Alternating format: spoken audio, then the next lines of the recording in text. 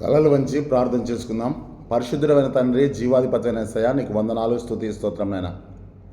మా జీవితాలను ప్రేమించి ఆశీర్వదించి మమ్మల్ని సజీవులుగా లెక్కించి ఈ మే మాసంలో 3వ పరిశుద్ధ దినం కొరకై నీకు వందనాలు, స్తోత్రం చెల్లిస్తున్నాం. పరిశుద్ధాత్మదేవ, నీ యొక్క కృప చేత ఈ యొక్క పెంతకోస్తు పండుగ దినం వరకు కూడా మమ్మల్ని నీ కృపలో జ్ఞాపకం చేసుకున్నందుకని స్తోత్రములు. పరిశుద్ధాత్మ అనుభవం కలిగినటువంటి దైవజనులను బట్టి నీకు వందనాలు చెల్లిస్తున్నాం. పరిశుద్ధాత్మ చేత వాక్య పరిచర్య చేస్తున్న దైవజనుల కొరకని స్తోత్రములు. పరిశుద్ధాత్మను పొందలేకపోయినటువంటి దైవజనుల కొరకు ప్రార్థిస్తున్నాం. ఎవరైతే పైకి భక్తి గల వారిగా ఉండి నీ శక్తిని ఆశ్రయించలేని స్థితిలో ఉన్నారో అట్టి సేవకులను బట్టి, అట్టి సహోదరులు, విశ్వాసులు అందరి జీవితాల కొరకై ప్రార్థిస్తున్నాం. నీ పరిశుద్ధ రక్తంలో, యేసు రక్తంలో కడగబడిన వారమై క్రీస్తు ప్రేమలో కడవరకు నిలిచుంటకు నీ పరిశుద్ధాత్మ శక్తిని, నీ పరిశుద్ధాత్మ కాపుదలను, నీ పరిశుద్ధాత్మ ప్రేరేపణను, నీ పరిశుద్ధాత్మ నింపుదలను ప్రభు మాకు దయచేసి నీ మహిమ రాజ్యం కొరకు మమ్మల్ని స్తుతి పాత్రలుగా వాడుకోమని, నీ మహిమ రాజ్యంలోనికి అనేకులు నడిపించుటకు మా జీవితాలను సువార్త కరపత్రంగా మలచుమని యేసుక్రీస్తు శక్తిగల నామమును బట్టి వేడుకొంచున్నాం తండ్రి, ఆమెన్. ప్రియమైనటువంటి దేవుని బిడ్డలారా, ప్రభువైన యేసుక్రీస్తు నామంలో మీ అందరికి కూడా మరి శుభం తెలియజేస్తున్నాను. దేవుడు ఈరోజు అతి ప్రాముఖ్యమైనటువంటి మరి పండగ దినం. ఈరోజు వాస్తవాన్ని చెప్పాలంటే పెంతకోస్తు అనేది పండగ దినము. మరి పునరుద్ధానం తర్వాత ఏడవ ఆదివారం, 7th Sunday after Easter. Okay కదా. ఈరోజు మన యొక్క అంశం ఏంటంటే,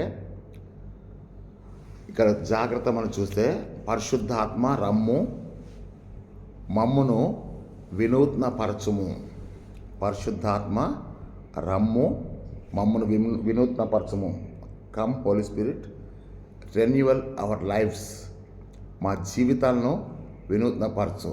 రెన్యువలస్ అంటే మమ్మల్ని ఒక నూతనత్వంలోనికి నడిపించమని చెప్పి అంశం మనకి ఇవ్వబడ్డది. దీనికి గాను దేవుడు మనకు అనుగ్రహించిన దైవవాక్య భాగాలు, స్క్రిప్చర్ రీడింగ్స్ ఏంటంటే, యెహెజ్కేలు గ్రంథము 37వ అధ్యాయము 1వ వచనం నుంచి 14వ వచనం వరకు. యెహెజ్కేలు గ్రంథము 37వ అధ్యాయము 1వ వచనం నుంచి 14వ వచనం వరకు. కీర్తనల గ్రంథం నుండి 104వ కీర్తన 24వ వచనం నుంచి 35వ వచనం వరకు. పత్రిక పాఠంలో అపోస్తల కార్యములు 2వ అధ్యాయము 1 నుంచి 13 వచనాల వరకు, 1 to 13. యోహాను సువార్త 16వ అధ్యాయము 1వ వచనం నుంచి 11వ వచనం వరకు.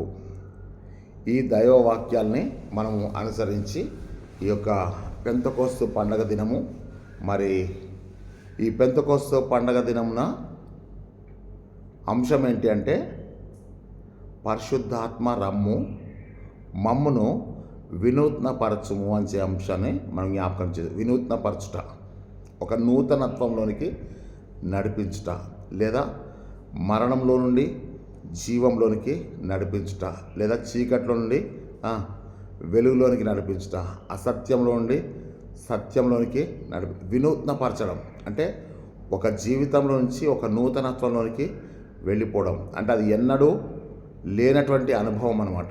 ఈరోజు మన యొక్క అంశం ఏంటంటే, మరి పెంతకోస్తు పండుగ.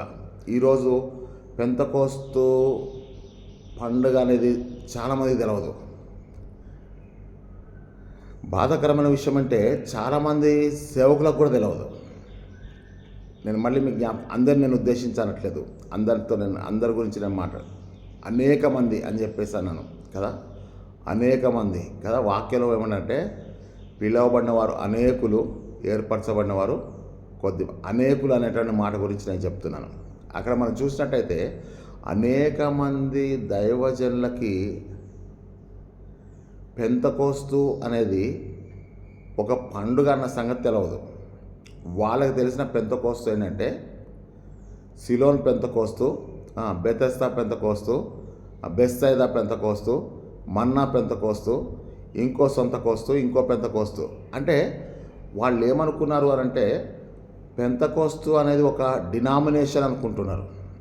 పెంతకోస్తు వాళ్ళు ఇండియన్ పెంతకోస్తు ఉంది తెలుసు కదా మీకు, ఐపీసీ కదా, సిలోన్ పెంతకోస్తు ఉంది.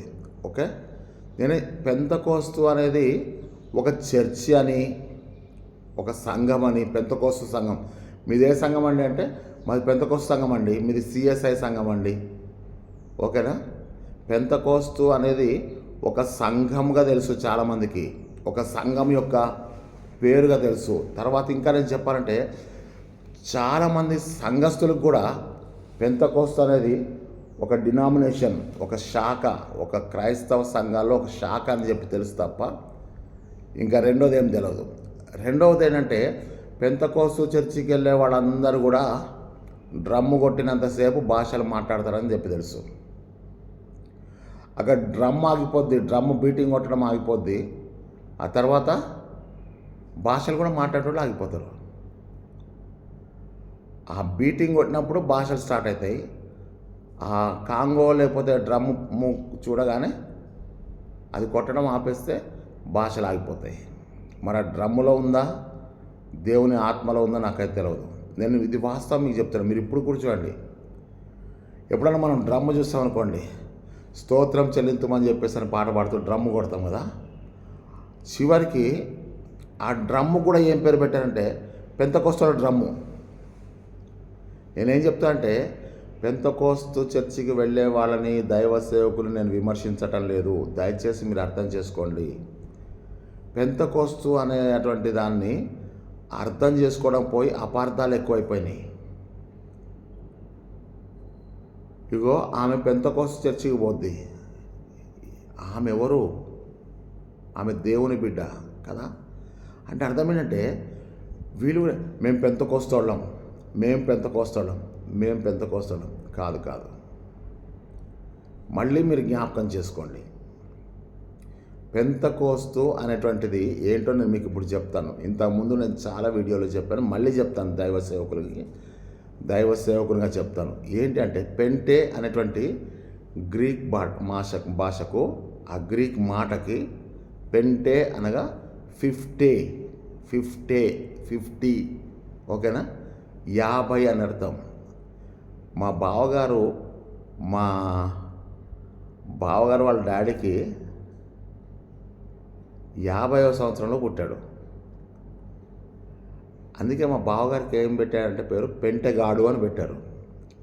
పెంటెగాడు అంటే 50వ సంవత్సరంలో పుట్టినోడు అని అర్థం. ఓకే కదా. నాకు ఆ సందర్భం తలంచుకున్నప్పుడల్లా నేను నవ్వుకుంటాను. మా బావగారి పేరు ఏంటంటే పెంటెగాడు. అరే పెంటెగాయిట్రా అంటారంట. అంటే అర్థం ఏంటంటే వాళ్ళ డాడీకి ఆయన 50 సంవత్సరాలప్పుడు పుట్టాడట. ఓకే కదా. ఎందుకు ఈ మాట పెంటే అనేటువంటి గ్రీక్ మాటకి 50 అని అర్థం. పెంతెకోస్తు పండుగ దినమున, అక్కడ మీరు చూడండి అపోస్తల కార్యములు 2వ అధ్యాయంలో 1వ వచనంలో పెంతెకోస్తు పండుగ దినము. పెంతెకోస్తు అనేది పండుగ, యూదులకు ముఖ్యమైన పండుగల్లో పెంతెకోస్తు అనేది ఒక పండుగ. అది డినామినేషన్ కాదు, అది సంఘం అంతకంటే కాదు, అది ఎవరి సొంతం కాదు. మీకు మంచిగా చెప్తా వినండి, పెంతెకోస్తు అనేది డినామినేషన్ కాదు, సంఘం కాదు, తర్వాత అది ఎవరి సొంతం కాదు. తర్వాత మనం ఏం చేసామంటే ప్రతి దానికి ఎవరికి అనుకూలంగా వాళ్ళు ఈ పెంతెకోస్తు అనేటువంటి మాటని తగిలించుకున్నారు.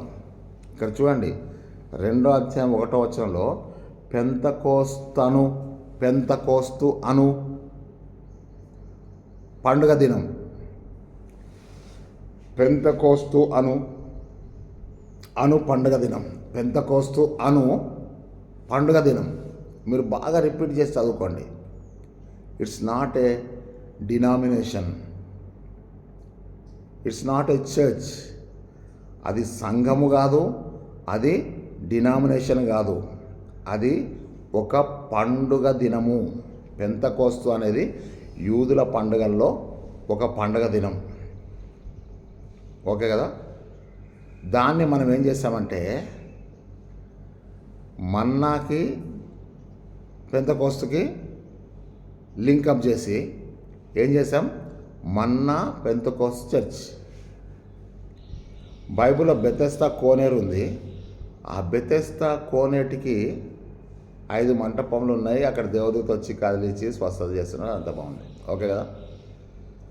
ఏం చేశారు sir, Bethesda Pentecost church. Pentecost అనేది చర్చి కాదు, manna Pentecost church, Ceylon Pentecost church, Indian Pentecost church, IPC. What is this? ఇదేంటి అని అంటే ఎవరి ఆలోచన ప్రకారంగా వాళ్ళు స్టార్ట్ చేస్తూ, ఇది దేవుడు నాకు బయలుపరిచాడు కనుక నేను చేశాను, నా సొంతగా అయితే నేను చేయలేదు అని చెప్తాను. ఓకే, ఆ దేవుడు బయలుపరిస్తే అది చిరకాలం నిలిచి ఉంటుందని చెప్పి నేను మీకు జ్ఞాపకం చేస్తున్నాను. నేను ఎవరిని కూడా ఇందులో విమర్శించట్లేదు. కాకపోతే మీకు వాక్యముగా అర్థం కావాలని చెప్పి నేను ప్రయాసపడుతున్నాను అంతే. పెంతెకోస్తు పండుగ దినం వచ్చింది కాబట్టి ఈరోజు మన అంశం అంటే పెంతెకోస్తు దినము, పెంతెకోస్తు పండుగ దినం. ఆ తర్వాత పరిశుద్ధాత్మ రమ్ము మమ్మును వినూత్నపరచుమనే అంశం చేస్తున్నాం కదా. పరిశుద్ధాత్మ రమ్ము అని చెప్పి అంశాన్ని మనం చూస్తున్నాం కదా. ఇక్కడ మనం చూస్తే ఈ పరిశుద్ధాత్మ కొరకు కనిపెట్టుకోనమని చెప్పి పోయిన వారం అంశంలో చూసాం కదా. పరిశుద్ధాత్మ కొరకు కనిపెట్టుకోండి, తండ్రి వాగ్దానం కొరకు కనిపెట్టుకోండి అని చెప్పి గత వారంలో మనం చూసాం కదా. గత వారంలో నేను చాలా విషయాలు మీకు చెప్పేశాను. ఎట్లా కనిపెట్టుకోవాలంటే ఏక మనసుతో ఎడతెగక ప్రార్థన చేస్తూ ప్రార్థనలో కనిపెట్టుకోవాలి. ప్రార్థనలో లేకుండా నువ్వు పరిశుద్ధాత్మ కొరకు కనిపెట్టుకోలేవు, అవునా. మెలకువగా ఉండి కనిపెట్టుకోవాలి, విశ్వాసంతో ఉండి కనిపెట్టుకోవాలి. ఇవన్నీ నేను మీకు చెప్పాను కదా. ఇప్పుడేం చెప్తానంటే వీళ్ళందరూ కూడా ఒక ఇంటిలో కూడుకొని ఉన్నారు. అక్కడ చూసినట్టయితే నాకు చాలా ఇష్టమైనటువంటి అంశం ఈ దినం ఏది, పెంతెకోస్తు పండుగ దినం అనేది చాలా ఇష్టమైనటువంటి, నాకు చాలా అంటే చాలా ఇష్టమైనటువంటి పండుగ దినం. ఈ ప్రసంగం కూడా నేను మీకు చెప్తాను. మీకు వారు ఒక చోట కూడి ఉండిరి, అప్పుడు బలమైనటువంటి గాలి వంటి ఒక ధ్వని ఆకాశం ఉండి అకస్మాత్తుగా వారు కూర్చున్న ఇల్లంతయు నేను. వాళ్ళు ఎక్కడున్నారంటే చర్చిలో లేరు, సంఘం ఆలయంలో లేరు, కానీ ఎక్కడున్నారంటే వారు కూడి ఉన్న ఇంట్లో పరిశుద్ధాత్మతో నింపబడ్డారు. అంటే నాకు చాలా ఇష్టమైనటువంటి మాట ఏంటంటే వారు కూడి ఉన్నటువంటి ఇల్లు. చూడండి అక్కడ చూడండి, వారు కూర్చుండి ఉన్న ఇల్లంతయు పరిశుద్ధాత్మతో నిండాను. నువ్వు ఏ ఇంట్లో కూర్చుంటున్నావో ఆ ఇంట్లో నిజంగా పరిశుద్ధాత్మతో నింపబడుతున్నారా? ఒకసారి ఆలోచన చేయండి. I felt very funny. నేను చాలా నవ్వుదలగా అనుకున్నాను. ఏంటంటే కొన్ని ఇళ్లలో కూర్చుంటారు, ఆ కూర్చున్న ఇల్లు మొత్తం నిజంగా ఎట్లాంటి పరిస్థితి ఉంటుందో నాకు తెలియదు. అట్ ద సేమ్ టైం ఇంకా కొన్ని ఇళ్లలోకి మీరు వెళ్ళండి, ఎంత దేవుని సన్నిధి ఉంటుందో మీరు చూడండి. ఎంత దేవుని సన్నిధి ఉంటుంది. వాళ్ళ ఇంటి నిండా మంచి వాక్యాలు ఉంటాయి కదా. వాళ్ళ ఇంట్లో రక్షణ గురించిన సునాదం ఉంటుంది. ఈరోజు ప్రియ దేవుని బిడ్డారా, పెంతెకోస్తు అనేది ఒక పండగ దినం. ఆ పండగ దినానికి యూదులు చెప్పేటువంటి నిర్వచనం ఏంటంటే అది వారంలో పండుగ. అది వారంలో పండుగ. సంవత్సరంలో తప్పనిసరిగా దాన్ని జరిపినప్పుడు సంవత్సరంలో 3 మార్లు మరి యూదులు ఎక్కడ చెదిరిపోయినప్పుడు కూడా వాళ్ళు యెరూషలేం దేవాలయానికి వచ్చేవాళ్ళు. అనగా ఇక్కడ మీరు చూడండి, పరిశుద్ధాత్మ కొరకు కనిపెట్టుకుని వారందరూ కూడా ఒక ఇంట్లో ఉన్నారు. అదే యెరూషలేంలో దేవాలయానికి వచ్చినటువంటి అనేక మంది, అనేక ప్రాంతాల నుంచి, అనేక దేశాల నుంచి వచ్చినటువంటి యూదులు కూడా ఉన్నారు.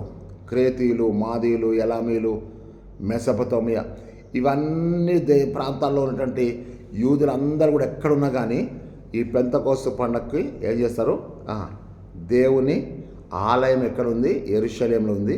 ఆ యెరూషలేం దేవాలయానికి వస్తారు. ఎందుకంటే వారముల పండుగ కొరకు వస్తారు. ఎన్ని వారములు అంటే 7 వారములు.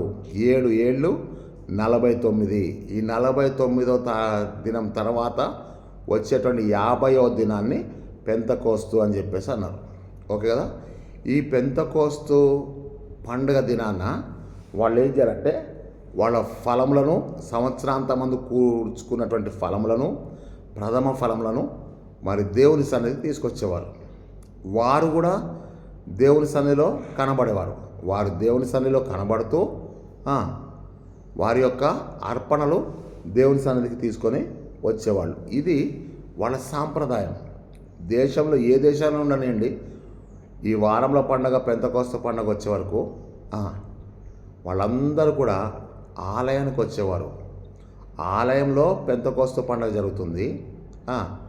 ఒక ఇంటిలో కూడా పెంతెకోస్తు పండగ దినమున వాళ్ళందరూ కూడా ఒక group of disciples of Jesus Christ, యేసు ప్రభు యొక్క శిష్యులందరూ కూడా మరి ఒక ఇంటిలో ఒక మేడ గదిలో కూడుకొని ఉన్నారు. 2 విషయాలు చూడండి. ఇక్కడ ఏక మనసుతో ప్రార్థన జరుగుతుంది, అక్కడ ఆరాధన జరుగుతుంది. అక్కడ ఎక్కడైతే ఆలయం ఉందో ఆ ఆలయంలో ఆచారాలు ఉన్నాయి కానీ ఆత్మ లేదు. ఎందుకు అంత ఖచ్చితంగా చెప్తున్నారంటే, అయ్యా దేవుని మందిరం కదా, దాంట్లో ఆత్మ లేదని చెప్పి నువ్వు దైవజనుడిగా చెప్పకూడదు అని చెప్పి నువ్వు అన్నట్లయితే నేను ఒకటే చెప్తాను, దేవుని ఆత్మ ఉంటే దేవుని భయం ఉంటుంది. దేవుని ఆత్మ లేని కాడ దేవుని భయం ఉండదు.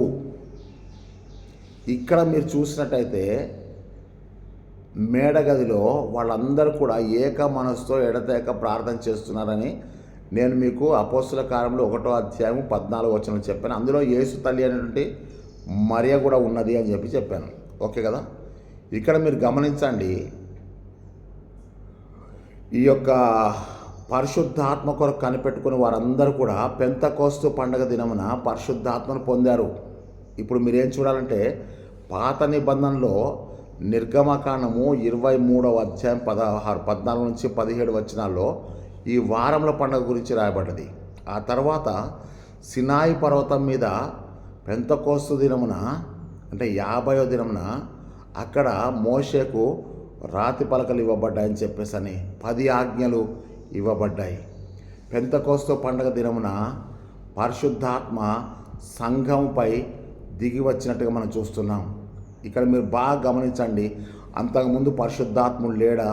అంతకుముందు మరి పాత నిబంధనలో పరిశుద్ధాత్ముడు ఉన్నాడు కదా.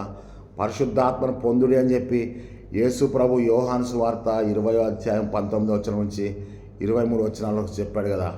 ఆయన ఊది మీరు పరిశుద్ధాత్మను పొందండి అని అన్నాడు కదా. మరి పరిశుద్ధాత్ముడు ముందే ఉన్నాడు కదా అంటే మీకు బాగా అర్థమయ్యేటట్టు చెప్తానండి. పెంతెకోస్తు పండగ దినమున పరిశుద్ధాత్మతో వారు నింపబడ్డారు. పరిశుద్ధాత్ముడు లేడు అని అనట్లేదు. పెంతెకోస్తు పండగ దినమున వారందరూ పరిశుద్ధాత్మతో నింపబడ్డారు. ఒక్కొక్కరి మీద వరాలుగా అందరూ పరిశుద్ధాత్మతో నింపబడ్డారు. ఎంతమంది ఏక మనసుతో ప్రార్థన చేశారో, ఎంతమంది అయితే కనిపెట్టారో, ఎంతమంది అయితే వారి జీవితాల్లో పరిశుద్ధంగా బ్రతకడం నేర్చుకున్నారో వారందరూ పరిశుద్ధాత్మను పొందుకున్నారు, నింపబడ్డారు. పరిశుద్ధాత్మ ప్రేరేపణ వేరు.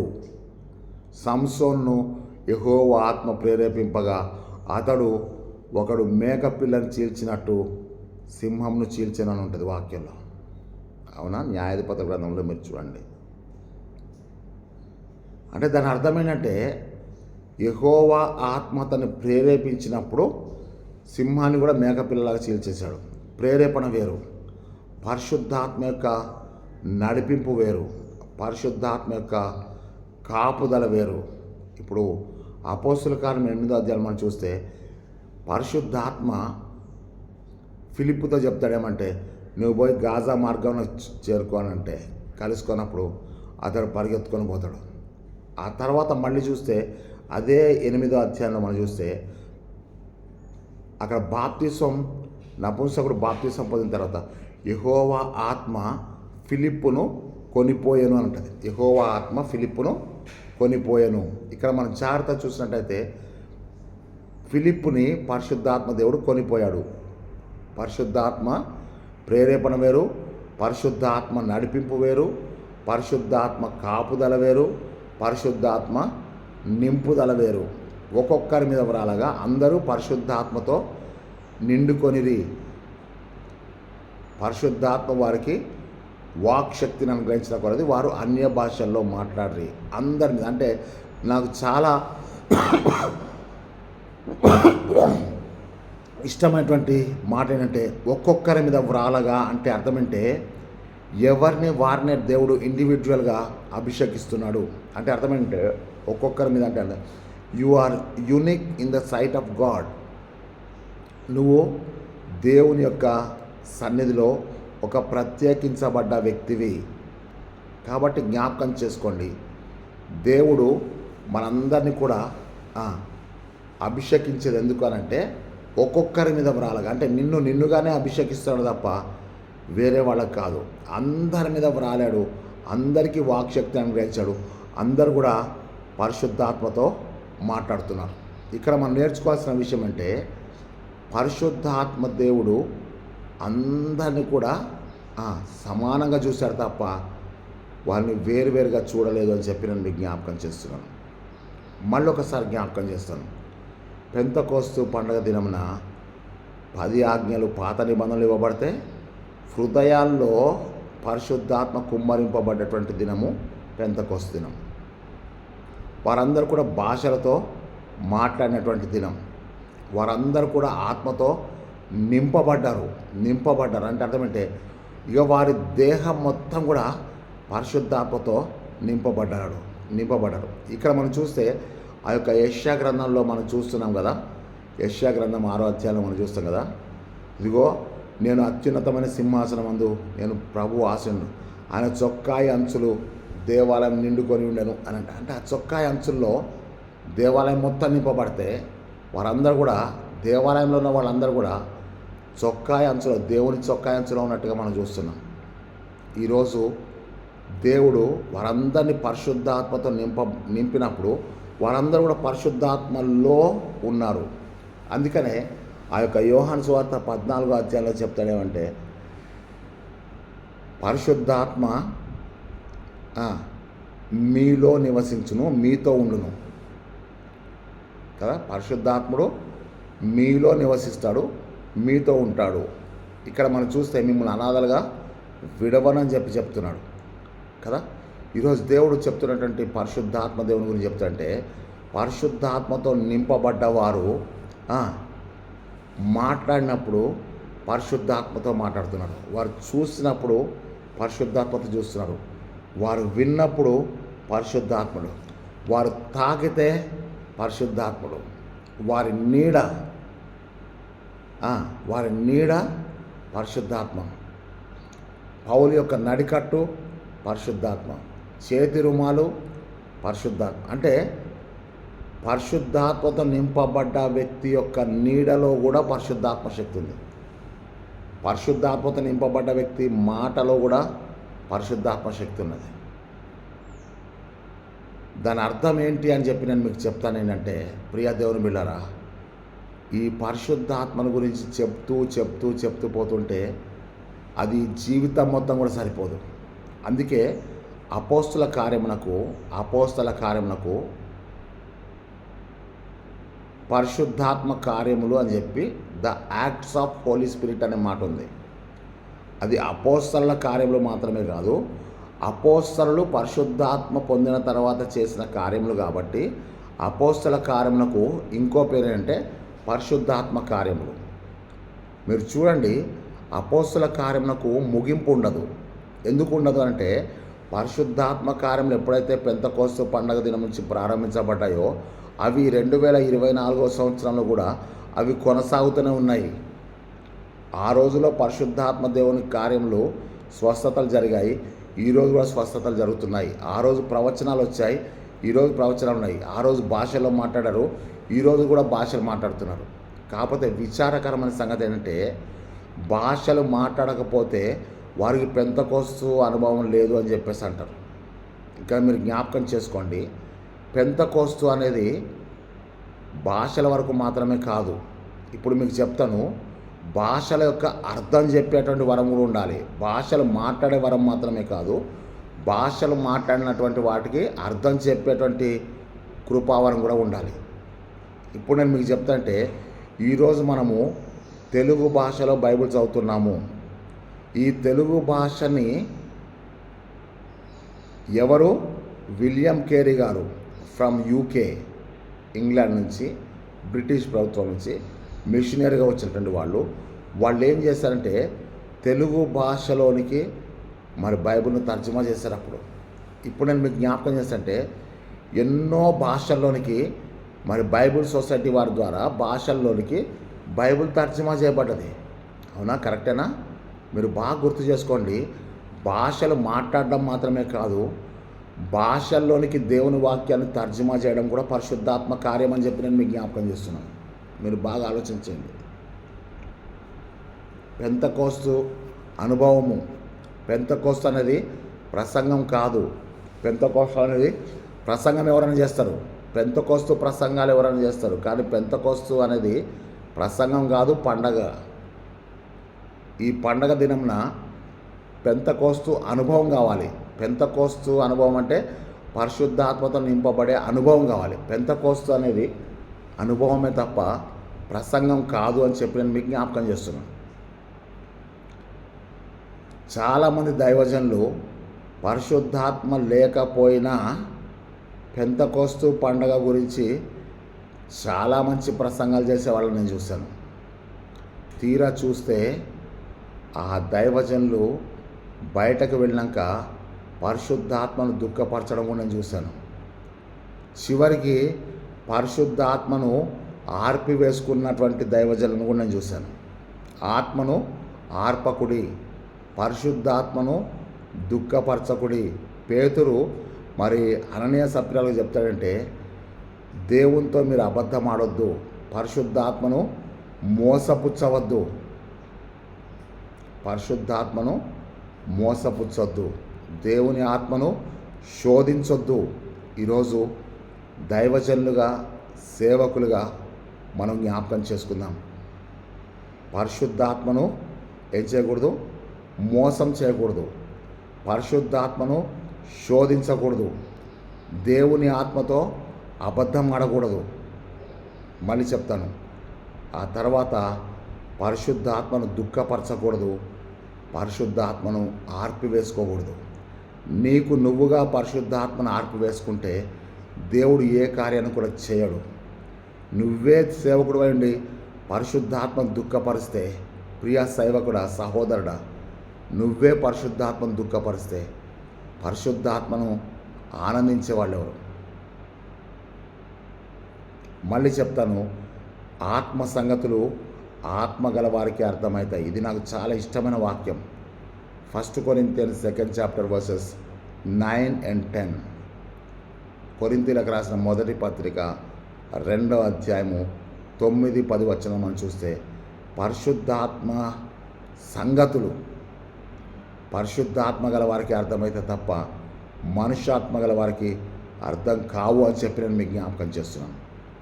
అందుకే చెప్తారు కదా, ఆత్మ లేనివాడు ఆయన వాడు కాదు అని చెప్తున్నాడు. ఈరోజు దేవుని ఆత్మ లేనటువంటి సేవకులు ఉన్నారు. దేవుని ఆత్మతో నింపబడి పరిశుద్ధంగా జీవిస్తూ పరిశుద్ధాత్మలో వాక్యాన్ని ప్రకటించే దైవజనులు ఉన్నారు. పరిశుద్ధాత్మలో వాక్యాన్ని ప్రకటించే దైవజనులు ఉన్నారు. పరిశుద్ధాత్మతో నింపబడేటువంటి విశ్వాసులు ఉన్నారు. సంఘం ఉంది.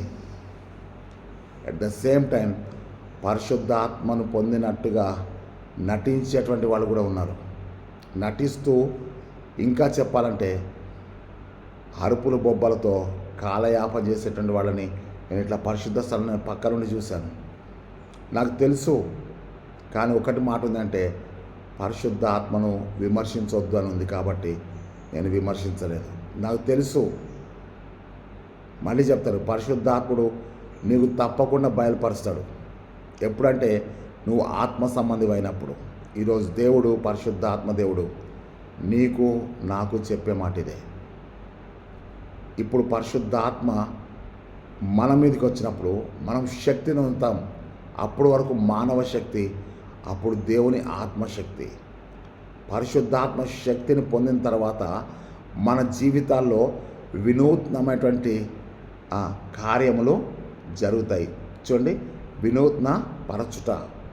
నీ మాటలో తేడా వచ్చేస్తుంది, నీ ప్రవర్తనలో తేడా వస్తుంది, నీ చూపులో తేడా వస్తుంది. ఒక రకమైనటువంటి పరిశుద్ధాత్మ శక్తిని పొందినాక ఒక రకమైనటువంటి ఆనందం, అది నేను నీకు మాటల్లో చెప్పలేను. కారణం అంటే పెంతెకోస్తు అనేది అనుభవం తప్ప ప్రసంగం కాదు. నీ అనుభవం నీది, నా అనుభవం నాది. అనేకులు భాషల గురించి విమర్శిస్తూ భాషలతోటే మిగిలిపోతారు. కానీ పౌలు 1 కొరింథీ 13వ అధ్యాయము 8వ వచనం చెప్తుంటే, ప్రవచనంలో ఎన్నో నిరర్థకమైపోవును, భాషలు నిలిచిపోవును. భాషలు మాట్లాడకపోవచ్చు, కానీ భాషలు మరియు తర్జుమా చేసే వాళ్ళు ఎంతోమంది ఉన్నారు. ఇక్కడ మనం చూసినట్టయితే దయచేసి ఈ వాక్యాన్ని మీరు పాజిటివ్ వేలో అర్థం చేసుకోండి. ఈ భాషలు మాట్లాడటం అనేది తర్వాత నేను మీకు చెప్తాను. ముందుగా మీరు ఏం చేస్తారంటే వినూత్న పరచుట. పరిశుద్ధాత్మ రమ్ము మమ్మును వినూత్న పరచము అనేటువంటి అంశం గురించి, వినూత్న పరచుట అనేటువంటి దాని గురించి నేను మీకు జ్ఞాపకం చేస్తాను. ఓకే కదా? మీరు ముందుగా ఏం చేస్తారంటే ఆ యొక్క నిర్గమకాండము 23వ అధ్యాయము 14 నుంచి 17 వచనాలు రాసుకోండి. తర్వాత లేవ్యకాండము 25వ అధ్యాయము 8వ వచనంలో కూడా మీరు చూడండి. ఈ యొక్క పెంతెకోస్తు అనే దాన్ని 50 అనే దాన్ని జూబ్లీ అని కూడా అన్నారు. జూబ్లీ సంవత్సరం అంటే సునాద సంవత్సరము, జూబ్లీ సంవత్సరం అంటే విడుదల సంవత్సరం. ఓకేనా? విడుదల సంవత్సరము, తర్వాత సునాద సంవత్సరము, జూబ్లీ, విడుదల. కాబట్టి ఆ 7వ సంవత్సరంన అంటే 7 ఏళ్ళు 49, 50వ సంవత్సరంలో ఎవరిదన్నా అప్పు నీ దగ్గర ఉంటే ఆ అప్పు మొత్తం రుణాలు మాఫీ చేసేయాలి. ఈరోజు దేవుడు మనకు చెప్తున్నామంటే పరదేశులను ఆదరించాలి, తర్వాత బానిసలను విడిపించాలి, ఆ తర్వాత మరి భూమి ఎవరిదైనా తాకట్టు పెట్టుకుంటే వాళ్ళకి ఇచ్చేసేయాలి, అప్పు ఎవరి దగ్గర ఉంటే ఆ రుణాన్ని మాఫీ చేయాలి. ఇవన్నీ కూడా జూబిలీ సంవత్సరంలో, సునాద సంవత్సరం జరిగేటువంటి. ఇప్పుడు వినూత్న పరచుట కాడికి వచ్చే వరకు ఒక్కొక్క పాఠ్య భాగం నుంచి నేను మీకు ఒక్కొక్క విషయం చెప్తాను. అవి మీరు 7 పాయింట్లు రాసుకొని ఆ 7 పాయింట్లు మీరు క్రమబద్ధంగా మరి వాక్య సందేశంలోనికి మీరు సిద్ధపాట్లకు వెళ్ళిపోండి. మీరు సొంతగా మోకరించి ప్రార్థన చేసుకొని ఈ 7 పాయింట్లు మీరు దగ్గర పెట్టుకొని మీ ప్రసంగాన్ని మీరు సిద్ధపరచుకోండి. అంటే ఇది మీరు చేసినా సంతోషమే, ఇదేం పెద్ద చూసి కాపీ కొట్టడం కాదు. ఎందుకంటే బైబిల్ గ్రంథం నుంచి ఎవరు చెప్పినా దేవుని వాక్యమే చెప్పాలి. తర్వాత నేనైనా మీరైనా బాబేలు గోపురం గురించి చెప్పాల్సిందే, పెంతెకోస్తు పండుగ గురించి చెప్పాల్సిందే, పరిశుద్ధాత్మ గురించి చెప్పాల్సిందే. కాబట్టి నేను చెప్పిందే మీరు చెప్తే అది చూసి కాపీ కొట్టినట్టు కాదు. నేర్చుకోవడంలో తప్పేమీ లేదు. దైవ సేవకుల దగ్గర మనం నేర్చుకోవడంలో తప్పు లేదని చెప్పి నేను మీకు జ్ఞాపకం చేస్తున్నాను. ఇప్పుడు మళ్ళీ మీకు జ్ఞాపకం చేస్తానంటే ఈ 7 పాయింట్లలో మొదటి బైబిల్ పాఠం మనం చూసినట్టయితే యెహెజ్కేలు గ్రంథము పాయింట్ నెంబర్ 1, 7 పాయింట్లలో యెహెజ్కేలు గ్రంథము 37వ అధ్యాయము 1 నుంచి 14 వచనాలు మనం చూసినట్టయితే అక్కడ దేవుడు ఎండిన ఎముకలను బ్రతికించినట్టుగా మనం చూస్తున్నాం కదా. ఎండిన ఎముకలను బ్రతికించిన దేవుడు. అక్కడ ఆ టైటిల్ నేనేం పెట్టంటే వినూత్నమైన దైవ కార్యములు, వినూత్నమైన దైవ కార్యము అని చెప్పి పెట్టాను. ఏంటి వినూత్నమైన దైవ కార్యము అంటే ఆ యొక్క యెహెజ్కేలు గ్రంథము 37వ అధ్యాయం 1వ వచనం మనం చూస్తే, యెహోవా హస్తము నా మీదికి వచ్చెను, యెహోవా హస్తము నా మీదికి వచ్చాను, నేను ఆత్మవశుడనై ఉండగా. నేను మీకు ఇంతకుముందు చెప్పాను, మీకు గుర్తుందో లేదో. కొందరు డబ్బు వశమైపోతారు, కొంతమంది స్త్రీ వశమైపోతారు, కొంతమంది రాజకీయ వశమైపోతారు, కొంతమంది చెడు వ్యసనాలకు వ్యసనపరులైపోతారు. వశమైపోవడం, వశపరచుకోవడం అనేటువంటి మాట మన భారతదేశంలో ఎక్కువ వినబడుతుంటుంది. వశపరచుకోవడం. ఇక్కడ మనం జాగ్రత్తగా చూసినట్టయితే నేను ఆత్మవశుడనై ఉండగా అంటే నేను ఎవరి వశంలోకి వెళ్ళిపోయాను? ఆత్మవశంలోకి వెళ్ళిపోయాను. అంటే ఒకసారి ఆత్మవశంలోకి వెళ్ళిపోతే ఆత్మ చెప్పినటువంటి మాటలే వస్తాయి తప్ప నీ వశంలో లేవు. అందుకే పరిశుద్ధాత్మ మీ మీదకి వచ్చినప్పుడు మీరు శక్తిని ఉంటారు అని చెప్పి ప్రభు చెప్పి, మీరు ఆత్మవశులైతే ఆత్మ విషయాల మీదే మనసును ఉంచుతారు, కానీ భూ సంబంధమైన వాటి మీద మనసుని పెట్టుకోరు.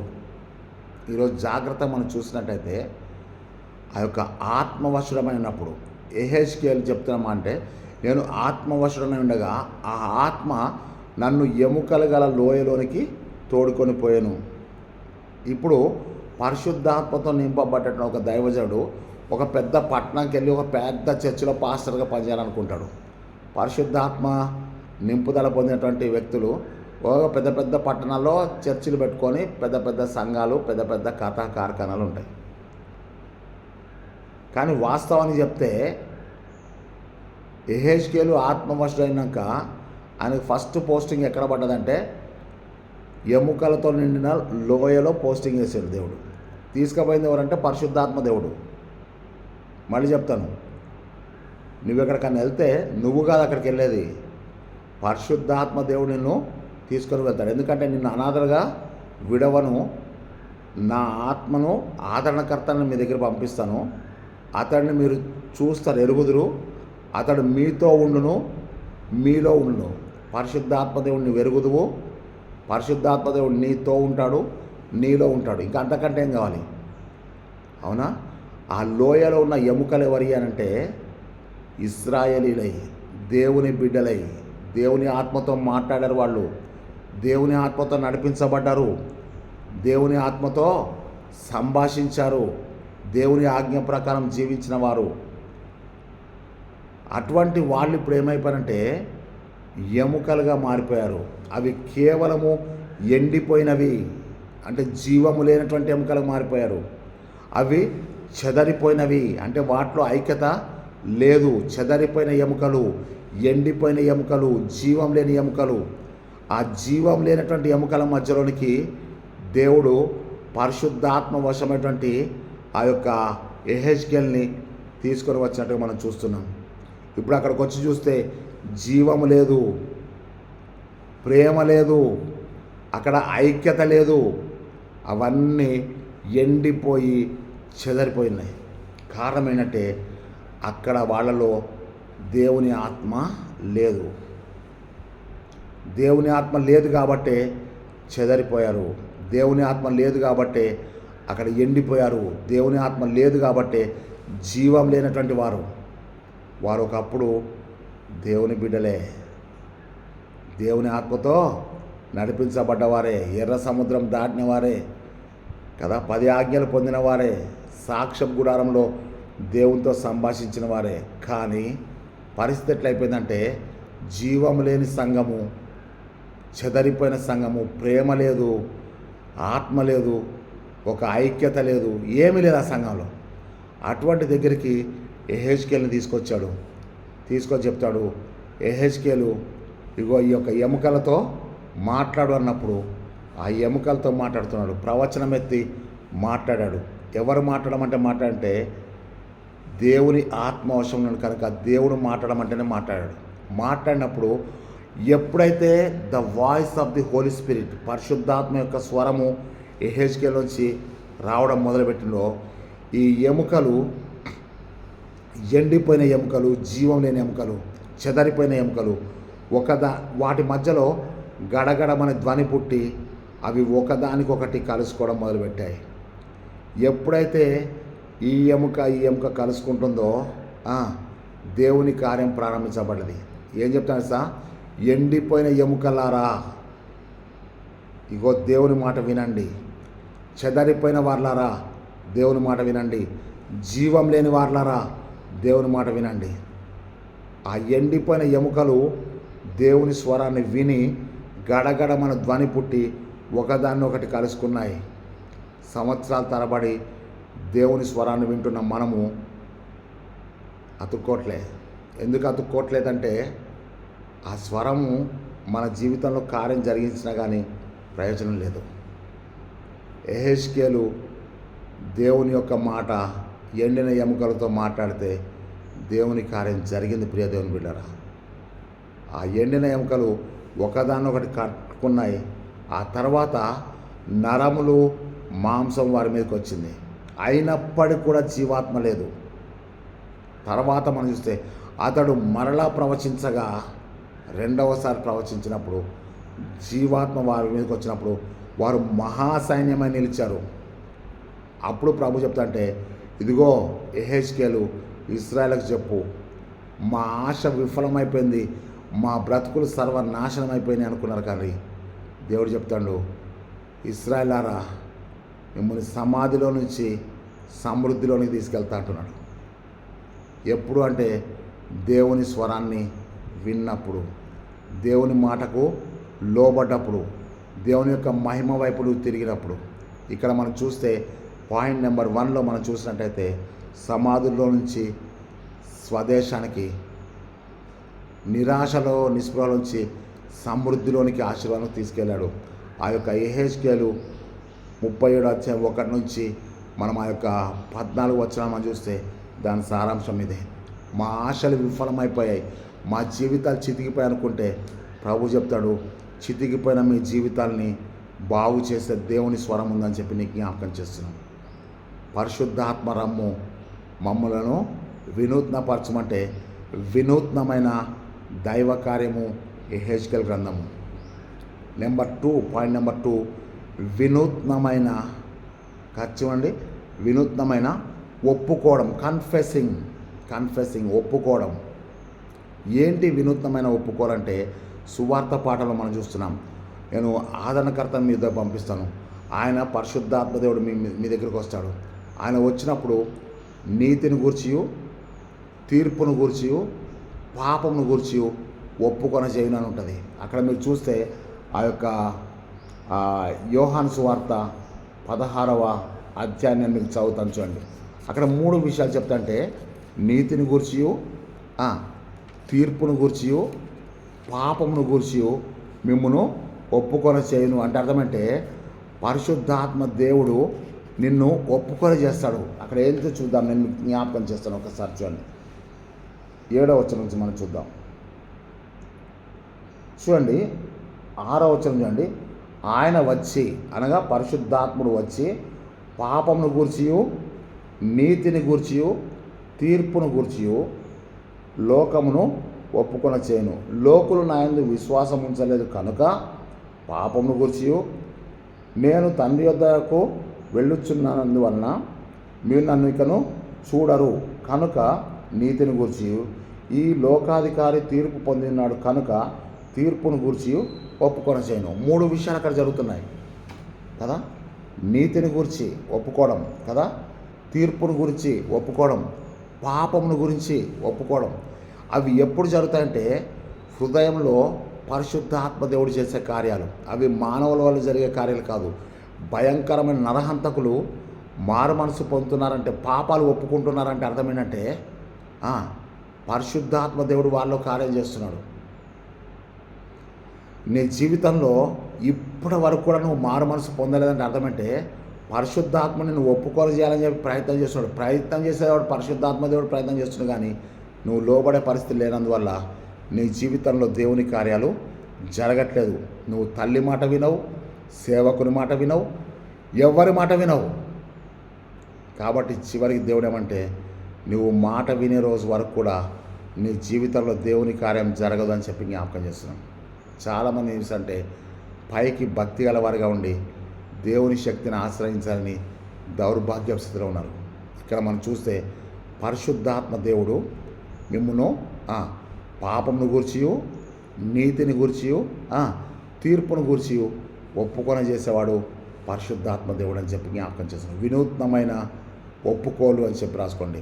నెంబర్ 1 వినూత్నమైన దైవ కార్యము. నెంబర్ 2 వినూత్నమైనటువంటి ఒప్పుకోలు. ఎవరి ద్వారా అంటే పరిశుద్ధాత్మ ద్వారా. నెంబర్ 3 వినూత్నమైన అనుభవం. వినూత్నమైన అనుభవం ఏంటి అనుభవం అంటే అందరూ కూడా పరిశుద్ధాత్మను పొందిన అనుభవం. మళ్ళీ చెప్తాను, పరిశుద్ధాత్మను పొందుట ప్రసంగం కాదు, పరిశుద్ధాత్మ అనుభవం. మళ్ళీ చెప్తాను, పరిశుద్ధాత్మ పొందడం అంటూ జరిగితే అందరికీ పరిశుద్ధాత్మను గురించిన అనుభవం వస్తుంది. ఆ అనుభవంలో కొందరు ఏం చేస్తారంటే భాషలు మాట్లాడతారు. ఆ అనుభవంలో కొందరు భాషలకు అర్థం చెప్తారు. ఆ పరిశుద్ధాత్మ అనుభవంలో కొందరు స్వస్థతలు చేస్తారు, కొందరు ప్రవచనాలు చెప్తారు, కొంతమంది బుద్ధివాక్యం చెప్తారు, కొంతమంది జ్ఞానవాక్యం పరిశుద్ధాత్మ వరములు. ఆ పరిశుద్ధాత్మ వరములు పొందినప్పుడు అది ఒక్కొక్కరికి ఒక్కొక్క అనుభవంలోకి వెళ్తుంది. మళ్ళీ జ్ఞాపకం చేస్తున్నాను, అందరూ కూడా ఎంబీబీఎస్ చేస్తున్నారు, కానీ కొంతమంది గైనకాలజిస్ట్ అవుతున్నారు, కొంతమంది మరి ఆర్థోపెడిక్ అవుతున్నారు, కొంతమంది న్యూరో సర్జన్, కొంతమంది కార్డియాలజిస్ట్ అవుతున్నారు. కారణం అంటే వారికి దేవుడు గ్రహించిన కృప చొప్పున వారు వెళ్తున్నారు. కాబట్టి పరిశుద్ధాత్మను పొందిన వారు ఎప్పుడు కూడా విమర్శించబడరు అని చెప్పి జ్ఞాపకం చేస్తున్నాను. నెంబర్ 3 పాయింట్ ఏంటంటే పరిశుద్ధాత్మ అనుభవము ఎక్కడ ఉంది అంటే అదే అపోస్తల కార్యంలో 2:4. ఆ తర్వాత నెంబర్ 4 ఏంటంటే పరిశుద్ధాత్మలో వినూత్నమైన భాషలు. అప్పటి వరకు వారు అక్కడే ఉన్నారు. అక్కడే ఉంటే ఆ యొక్క వినూత్నమైన భాషలు మాట్లాడుతుంటే వాళ్ళు కాదు సాక్ష్యం చెప్పింది. ఆ భాషలు మాట్లాడుతున్నప్పుడు ఆ విన్నవారు, ఆ గొప్ప శబ్దం జరిగినప్పుడు అక్కడికి వచ్చినప్పుడు ఆ విన్నవారు చెప్తున్నారు ఏమంటే, అరే వీరందరూ కూడా మన భాషల్లో దేవుని కార్యములను వివరిస్తున్నారేంటి అని చెప్పేసి ఆ విన్నవాళ్ళు సాక్ష్యం చెప్తున్నారు. భాషలు మాట్లాడేవాళ్ళు కాదు, వీళ్ళు భాషలు పరిశుద్ధాత్మతో మాట్లాడుతున్నారు. కానీ ఈ విన్నటువంటి వాళ్ళు సాక్ష్యం, అరే క్రేతీలు అంటున్నారు మా భాషలో మాట్లాడుతున్నారు, అరబ్బీలు అంటున్నారు మా భాషలో, మెసొపొతేమియా వాళ్ళు అంటున్నారు ఇగో మా భాషలో మాట్లాడుతున్నారు. అంటే పరిశుద్ధాత్మను పొందినటువంటి వారు మాట్లాడుతున్న భాషలు వాళ్ళందరికీ కూడా అర్థమైపోతున్నాయి. వారి భాషల్లో దేవుని యొక్క మాటలు వీళ్ళు చెప్తున్నారు. ఈ భాషల గురించి నేను మీకు చెప్పాలంటే మనం ఆదికాండము 11వ అధ్యాయంలోకి వెళ్ళిపోతే 1 నుంచి 13 వచనాలు 12 వచనాలు మనం చూసినట్టయితే అక్కడ వాళ్ళు బాబేలు గోపురం కట్టాలనుకున్నప్పుడు దేవుడు వారి భాషలను తారుమారు చేసి చెదరగొట్టాడు వాళ్ళని. అవునా, చెదరగొట్టబడ్డారు కదా. అక్కడ మనం చూసినట్టయితే ఈ యొక్క బాబేలు గోపురం దగ్గర వాళ్ళందరూ దేవునికి విరుద్ధంగా ఉన్నారు. దేవునికి విరుద్ధంగా ఎవరున్నా కానీ వారిని తప్పకుండా దేవుడు ఏం చేస్తాడంటే చెదరగొట్టేస్తాడు అంతే. ఇక దేవుడు చెదరగొట్టిన తర్వాత మన బ్రతుకుల్లో ఏమి మిగలదు అని చెప్పి జ్ఞాపకం చేస్తున్నాం. దేవునికి విరుద్ధంగా ఎవరు ఏ ప్యానల్ వేసుకున్నా కానీ ఆ ప్యానలు చెదరిపోద్ది అంతే. అసలు దేవుని దృష్టిలో ప్యానల్ ఏంటి? నువ్వు ప్యానల్ వేస్తే దేవుడు ఎందుకు ముద్రిస్తాడు? ఇది స్వరక్తంతో సంపాదించుకున్న సంఘం.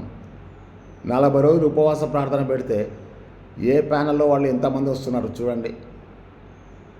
అక్కడ ఏ ప్యానల్ కనబడదు, ఉపవాస ప్రార్థనలో ప్యానల్ కనబడదు, ఎలక్షన్లలో మాత్రం ప్యానల్ కనబడుతుంది.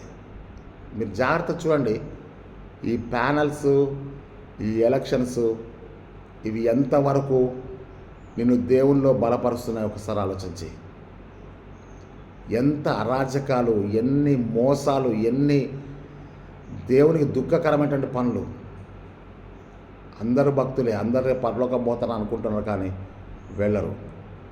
నీకు విరుద్ధంగా రూపింపబడిన ఏ ఆయుధం కూడా వర్ధిల్లదు. మళ్ళీ జ్ఞాపకం చేస్తున్నాం, బాబేలు గోపురంలో ఉన్నటువంటి వాళ్ళని చెదరగొట్టిన వాడు దేవుడు.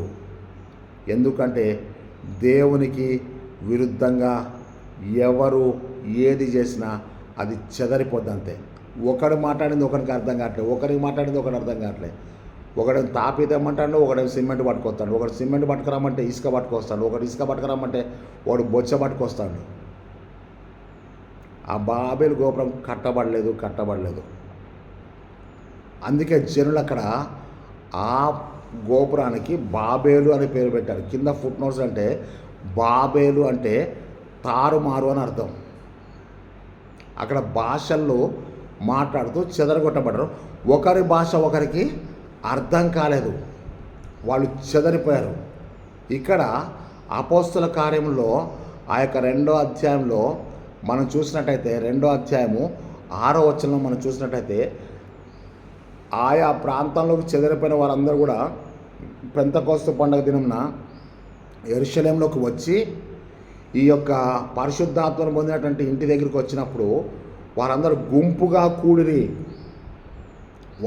జనులందరూ గుంపు కూడి వచ్చిరి అని ఉంటుంది వాక్యంలో. మీరు చూడండి 6వ వచనం మనం చూస్తే గుంపు కూడి వచ్చారు. అదేంటంటే వినూత్నమైనటువంటి భాషలు, వినూత్నమైన భాషలు. మళ్ళీ చెప్తాను, వినూత్నమైన దైవ కార్యము, వినూత్నమైన ఒప్పుకోలు, వినూత్నమైన అనుభవము.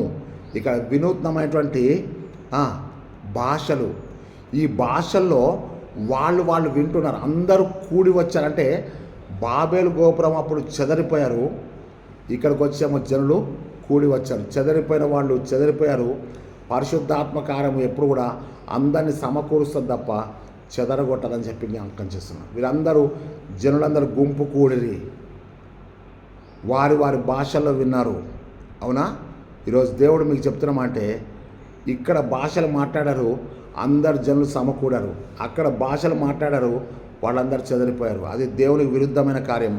ఇది పరిశుద్ధాత్మ కార్యం. పరిశుద్ధాత్మ కార్యం జరిగినప్పుడు చెదరిపోయిన వారు సమకూర్చబడతారు. చెదరిపోయిన ఎముకలు ఒకదానికొకటి అతుక్కుంటాయి. సంఘంలో ఒకరికొకరు కలుసుకుంటారు. ఎందుకంటే పరిశుద్ధాత్మ అనుభవం. పరిశుద్ధాత్మ లేనంత కాలము సంవత్సరాలు చర్చి డెడికేషన్ చేసుకోవాల్సిందే తప్ప దేవుని యొక్క ఆత్మ లేదు. మళ్ళీ జ్ఞాపకం చేస్తున్నాను, ఆత్మ ఉంటే ఆత్మీయత ఉంటుంది, ఆత్మీయత ఉంటే అనుభవం ఉంటుంది. ఇక్కడ ఆత్మ ఉండదు, ఆత్మీయత ఉండదు, అనుభవం ఉండదు. కాబట్టి చెదరిపోయిన ఎముకలు అవి దేవుని వల్ల జరగాల్సిందే తప్ప దైవ సేవకుని వల్ల కాదు అని చెప్పి నేను జ్ఞాపకం చేస్తున్నాను. ఇక్కడ వినూత్నమైన భాషలు, ఇప్పుడు నేను మీకు జ్ఞాపకం చేస్తున్నాను. ఆ వినూత్నమైన భాషలు పరిశుద్ధాత్మ పొందినటువంటి దైవజనులు ఎంతోమంది భాషలు నేర్చుకొని బైబిల్ని తర్జుమా చేస్తే ఈరోజు బైబిల్ నీ చేతిలోకి వచ్చిందని చెప్పి నేను మీకు జ్ఞాపకం చేస్తున్నాను. ఆ తర్వాత మనం చూస్తే ఈ యొక్క పరిశుద్ధాత్మ అనుభవంతో నింపబడ్డ వాళ్ళందరూ భాషలు మాట్లాడుతుంటే ఈ పరిశుద్ధాత్మను పొందిన వారిని చూసిన వారు, అంటే పరిశుద్ధాత్మ అనుభవం లేని వాళ్ళు పరిశుద్ధాత్మను చూశారే తప్ప పరిశుద్ధాత్మను పొందిన వాళ్ళకేం తెలియదు. వాళ్ళు ఏం చేస్తారంటే మొట్టమొదటిగా పరిశుద్ధాత్మ అనుభవం పొందిన వాళ్ళని చూసి కలవరపడ్డారు, తర్వాత విభ్రాంతిని పొందారు, ఆ తర్వాత అపహాసించారు. చివరికి వాళ్ళు ఏం చేశారంటే వీరు క్రొత్త మద్యంతో నిండుకున్నారని చెప్పి ఏం చేశారంటే వారిని అపహాస్యం చేశారు, నవ్వుల పాలు చేశారు. పరిశుద్ధాత్మతో నింపబడ్డ వారిని చూస్తే కొంతమందికి నవ్వులాటగా ఉంటుంది, కొంతమందికి విభ్రాంతిగా ఉంటుంది, కొంతమందికి కలవరం జరుగుద్ది. ఇదంతా కూడా ఆ గది వెలుపల ఉన్న వాళ్ళ సంగతి చెప్తున్నాను. గది లోపల ఉన్న వాళ్ళు ఉన్నారు, గది వెలుపల ఉన్నవాళ్ళు ఉన్నారు, ఇంటిలో కనిపెట్టిన వారు ఉన్నారు, ఇంటి బయట ఉన్న వాళ్ళు కూడా ఉన్నారు. వాళ్ళ పేరే బయట ఉన్నవాళ్ళు. బయట ఉన్న వాళ్ళలో కలవరం ఉంది, బయట ఉన్నవాళ్ళు విభ్రాంతిని పొందారు, బయట ఉన్నవాళ్ళు అపహాస్యం చేశారు. కానీ లోపల ఉన్నవాళ్ళు మొత్తం పరిశుద్ధాత్మతో నింపబడి వారు ఒక్క ఆత్మతో నడిపించబడుతున్నారు. లోపల ఉన్నవాళ్ళు ఒక్క ఆత్మతో నింపబడ్డ వాళ్ళు, బయట ఉన్నవాళ్ళు కలవరపడేవాళ్ళు. ఈరోజు పరిశుద్ధాత్మ దేవుడు మనతో సూటిగా మాట్లాడుతున్నాడు. నెంబర్ 4 పాయింట్ అంటే వినూత్నమైన భాషలు. నెంబర్ 5 ఏంటంటే వినూత్నమైన దైవ కార్యం. వినూత్నమైన దైవ కార్యం అనగా పరిశుద్ధాత్మతో నింపబడ్డం అనేది మనుషుల నీతి వల్ల జరిగింది కాదు, మనుషుల వల్ల జరిగింది కాదు. వారు ఏం చేశారంటే పరిశుద్ధాత్మతో నింపబడ్డటువంటి వారు ఏం చేశారంటే దేవుని కార్యములను వారి భాషల్లో వివరించారు. అంటే వాళ్ళు మాట్లాడేది దేవుని కార్యాల గురించే తప్ప మనుషుల కార్యాల గురించి కాదు. ఈరోజు దేవుడు మనందరితో మాట్లాడుతున్న మాట ఇదే. నేను మీకు ఇంతకుముందు చెప్పాను, మలాకి 3:16లో దేవుని యొక్క ఆత్మ గలవారు ఒకరితో ఒకరు మాట్లాడుతుండగా ఆకాశం నుంచి దేవుడు ఆలకిస్తున్నాడని చెప్పి జ్ఞాపకం చేస్తున్నాను. ఇక్కడ మనం చూసినట్టయితే వీరు పరిశుద్ధాత్మతో నింపబడ్డాక చేసిన ఫస్ట్ కార్యం ఏంటంటే వారి వారి భాషల్లో మాట్లాడుతూ దేవుని కార్యములను వివరించారు. అక్కడ మీరు చూడండి ఆ యొక్క 2వ అధ్యాయం అపోస్తలుల కార్యం 2వ అధ్యాయం 11వ వచనంలో, అరే వీరందరూ కూడా మన భాషలో దేవుని కార్యాన్ని వివరిస్తున్నారు, ఇది ఏంటి అని చెప్పేసి అనుకున్నారు. ఓకే కదా. పరిశుద్ధాత్మను పొందిన వారు వినూత్నమైనటువంటి దైవ కార్యములను వివరించుట. నెంబర్ 6 ఏంటంటే వినూత్నమైన దైవవాక్య బోధన. వినూత్నమైన దైవవాక్య బోధన అంటే ఆ అపోస్తల కార్యములు ఆ యొక్క 2వ అధ్యాయంలో 7వ వచనంలో మనం చూస్తే, ఆ 14వ వచనంలో మనం చూస్తే, అక్కడ 13వ వచనంలో మనం చూస్తే పేతురు లేచి నిలబడుతున్నాడు. పేతురు లేచి నిలబడి, అయ్యలారా ఇదిగో ఇంకా పరిస్థితి ఉంది, మేము ఇంకా ఏ మద్యంతో కూడా నింపబడలేదు అని చెప్పి పేతురు లేచి వినూత్నమైన వాక్య బోధన, వినూత్నమైనటువంటి వాక్య బోధన అంటే పేతురు ధైర్యంగా లేచి నిలబడి పరిశుద్ధాత్మతో నింపబడ్డవాడై బోధిస్తున్నాడు వాక్య బోధన. ఆ వాక్య బోధన విన్న వాళ్ళు 37వ వచనం 2వ అధ్యాయం 37వ వచనంలో పొడవబడ్డారు హృదయంలో. వాళ్ళు నొచ్చుకొని అయ్యలారా మేము ఏం చేయాలి, నువ్వు చెప్పాల్సినంత చెప్పావు అంటే వినూత్నమైనటువంటి వాక్యోపదేశము హృదయాలను గుచ్చుకుంటుంది, కానీ హృదయాన్ని మెచ్చుకునేటట్టుగా చేయదు. మెచ్చుకునే వాక్యం అవసరం లేదు, నొచ్చుకునే వాక్యం కావాలని చెప్పి నేను మీకు జ్ఞాపకం చేశాను. వారు హృదయంలో పొడవబడ్డారని చెప్పి నేను మీకు జ్ఞాపకం చేస్తున్నాను. అయితే అక్కడ మనం చూస్తే 2వ అధ్యాయం అపోస్తలుల కార్యములు 2వ అధ్యాయము 14వ వచనం నుంచి మీరు చూడండి, 37వ వచనం వరకు మీరు చూడండి. 14వ వచనం 37వ వచనం మనం చూస్తే ఇక్కడ పేతురు లేచి ధైర్యంగా మాట్లాడుతున్నాడు. వినూత్నమైన వాక్య బోధన అని చెప్పి రాసుకోండి. నెంబర్ 7 ఏంటంటే వినూత్నమైన సాక్ష్యము. వినూత్నమైన సాక్ష్యం ఏంటి? ఆ సాక్ష్యం అంటే ఆ యొక్క అపోస్తల కార్యములు 3వ అధ్యాయం 15వ వచనంలో నేను మీకు చెప్పాను ఇంతకుముందు, పునరుద్ధాన సాక్ష్యం అన్నప్పుడు. ఏంటి పునరుద్ధాన సాక్ష్యం అంటే పరిశుద్ధాత్మతో నింపబడ్డాక పేతురు వాయిస్ చాలా గంభీరమైపోయింది. ఎంత పరిశుద్ధాత్మతో నింపబడితే వితౌట్ ఎనీ సౌండ్ సిస్టమ్, ఏ మైక్ సెట్లు డీజెల్ లేకుండా పేతురు వాక్యం చెప్తే విన్నవారు, వాక్యాన్ని అంగీకరించిన వారు 3000 మంది. ఆ వాయిస్, ఆ స్వరము ఏం స్వరం అంటే పేతురు స్వరం కాదు, పేతుర్ని నింపినటువంటి పరిశుద్ధాత్మ స్వరము. పరిశుద్ధాత్మ స్వరము ఒక్కసారి పలికితే 3000 మందిలో కార్యం జరిగింది. ఆ 3000 మందిని ప్రభు పట్టుకున్నాడు. ఇంకా విని అంగీకరించకుండా వెళ్ళిన వాళ్ళు ఎంతమందో మనకు తెలియదు. అంటే మైక్ లేకుండా, సౌండ్ సిస్టమ్ లేకుండా అన్ని వేల మందికి పేతురు ఎట్లా వాక్యోపదేశం చేయగారంటే అది పరిశుద్ధాత్మ శక్తి తప్ప పేతురు సొంత శక్తి కాదు అని చెప్పి నేను మీకు జ్ఞాపకం చేస్తున్నాను. ఇప్పుడు నెంబర్ 7లో మనం చూస్తే మరి పేతురు పరిశుద్ధాత్మతో నింపబడ్డాడు కనుకనే అక్కడ చెప్తుంటే మీరు జీవాధిపతిని చంపితిరి, దేవుడు ఆయన్ని మృతుల్లో నుండి లేపెను. ఈరోజు దేవుడు పేతురు ద్వారా అక్కడ పరిశుద్ధాత్మను గురించినటువంటి వినూత్నమైన కార్యం ఏంటంటే సాక్ష్యం చెప్పడం. ఏంటి వినూత్నమైన కార్యం అంటే మీరు ఒక్కసారి జ్ఞాపకం చేసుకోండి. పరిశుద్ధాత్మ దేవుడు నీ జీవితంలో గొప్ప దైవ కార్యం జరిగిస్తాడు. పరిశుద్ధాత్మ దేవుడు ఒప్పుకోలు చేస్తాడు. పరిశుద్ధాత్మ అనుభవంలోకి నడిపిస్తాడు.